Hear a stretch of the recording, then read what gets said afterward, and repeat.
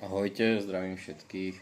Chcel by som vám týmto videom predstaviť náš nový boilie cutter kombi v priemere 26 necelých milimetrov, čiže viete do neho dávať všetky 24 mm krmné boilies, či už sú pekne gulaté alebo nie sú, tak sa do neho zmestia všetky rad radom. Tento cutter obsahuje dve samostatné čepele, čiže preto kombi.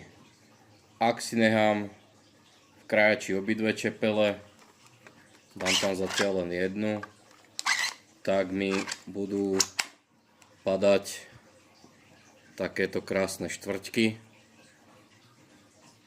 či už do PVA, punčochy, sáčika, alebo pre tých, ktorí radi používajú lodičku, tak do lodičky.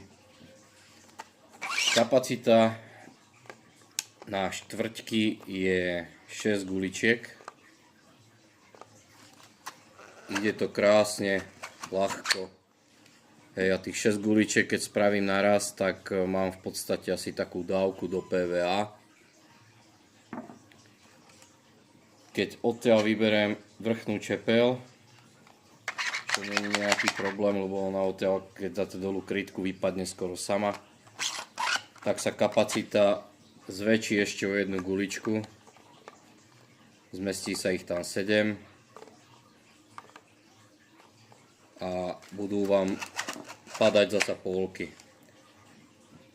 Takže s týmto cutterom si viete spraviť ako štvrťky, tak aj polky v priemere 24 mm, takže je to určené na guličky 24. Hovorím, zobere to aj nepravidelné, tým, že je tam ten priemer upravený tak, aby sa tam vošli či už v samotnom tom krájači, alebo ten otvor je prispôsobený tak, aby tam tie guličky ľahko padali, hej, aby s tým človek mal čo najmenej práce.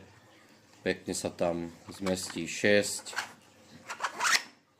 a mám v sekunde nakrájaných x boilí, či už na polky alebo na štvrťky. Cutter bola úprava vlastne nášho pôvodného, ktorý stále máme, a ďakujeme za záujem. Odštartovalo to Nitra na forfishingu, kde sme ukazovali a mali v ponuke cutter na polky, či už 20 a potom na 24 mm v kapacite 6 guličiek, alebo sme mali potom ešte aj tie jednoručné.